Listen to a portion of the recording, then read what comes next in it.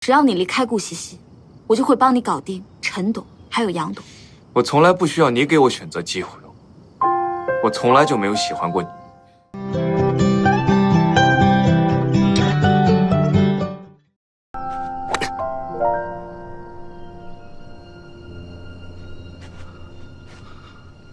呀，尹总，这么有闲情逸致，来打高尔夫啊？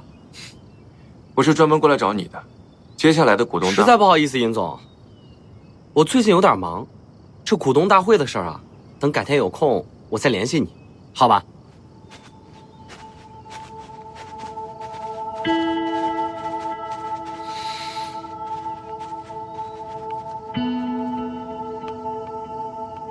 喂，飞扬，帮我查一下最近谁和杨董联系过。那好，他的态度。您先去休息吧。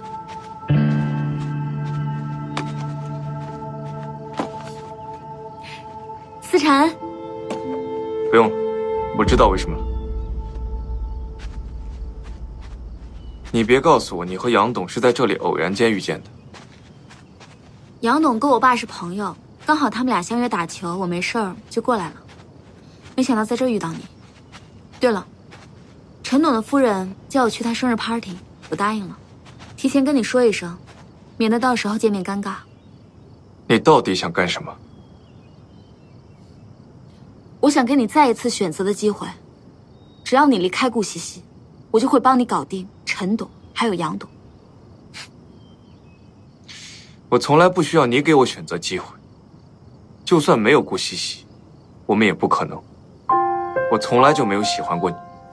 我就不明白了，顾西西她到底哪里值得你为她牺牲这么多？在你最需要帮助的时候，她能做什么？给你煲汤、做饭、嘘寒问暖，这些有什么用啊？你怎么就不明白呢？爱情从来都不是等价交换，不是非要付出什么就要得到什么才行。就算他什么都不做，甚至要我为他煲汤做饭，我都心甘情愿。这不是付出，也不是妥协。我爱他，所以我享受和他在一起的快乐，也享受和他在一起的挫折。就是这样。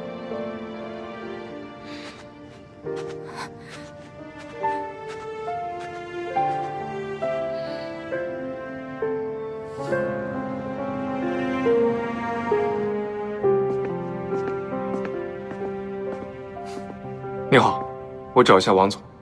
王总现在不在，他大概多久回来？现在暂时确定不了。谢谢。